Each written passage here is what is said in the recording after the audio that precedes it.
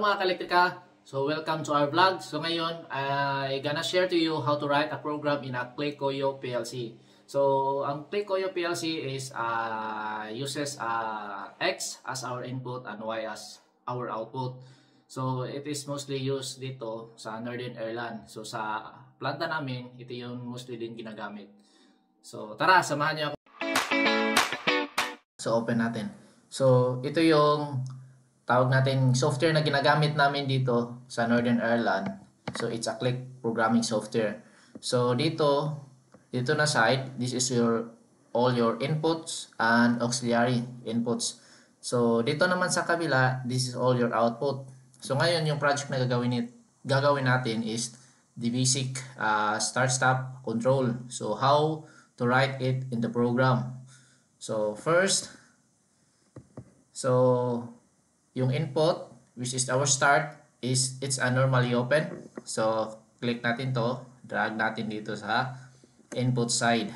So since Clickoyo PLC is using an X value as the input and Y is the output. So click natin itong X1 is our address for the first input na gagamitin natin.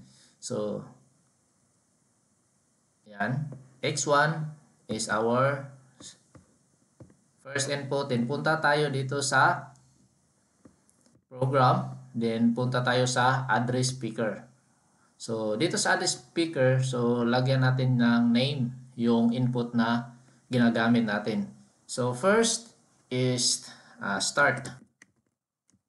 Then we want also our X2 to be our stop.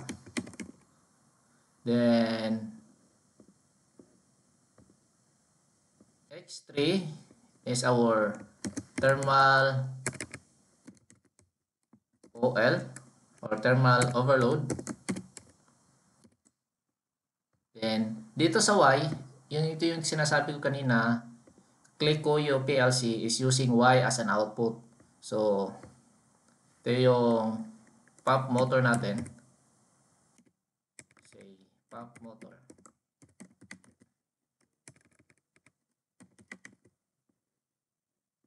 Then click OK.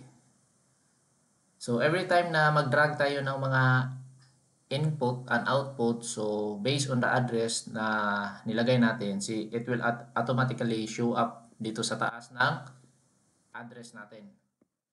So we need to put an output. Since yung output na gamitin, punta tayo dito sa coil. Ito yung out.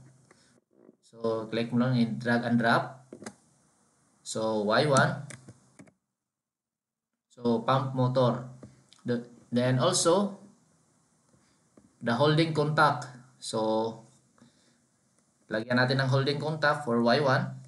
Alt, Control, arrow down, arrow right, arrow up. So nag-create tayo ng another rung, holding contact na rung. Then click natin itong normally open, drag and drop, yan, address natin na Y1. So ito yung magla-latch niya sa program. So Y1 dito para magla-latch. So holding contact. Then need to put the stop. So yung gagamitin natin na stop dito is normally open in program. So X2, bakit normally open? So normally open siya dito sa program, but in actual gagamitin natin yung normally closed physical button, yung contact block. So open di siya dito sa program, but in physical buttons is normally closed. So by our next vlog, ipakita natin two types on how to write stop button or stop program dito sa PLC. Pwede kang gumamit ng normally close at baka pwede rin gumamit ka ng normally open. So as of now, so ito lang muna yung gagamitin natin. Then after that, so don't forget to put an end of the end command at the last of our rung. So ito yon. So yan yung complete program natin for start stop. Then punta ka dito sa PLC, then write project into PLC.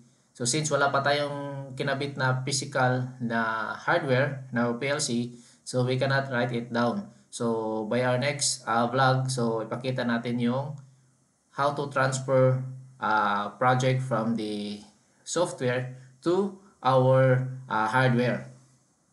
I hope makatulong to guys. Thank you.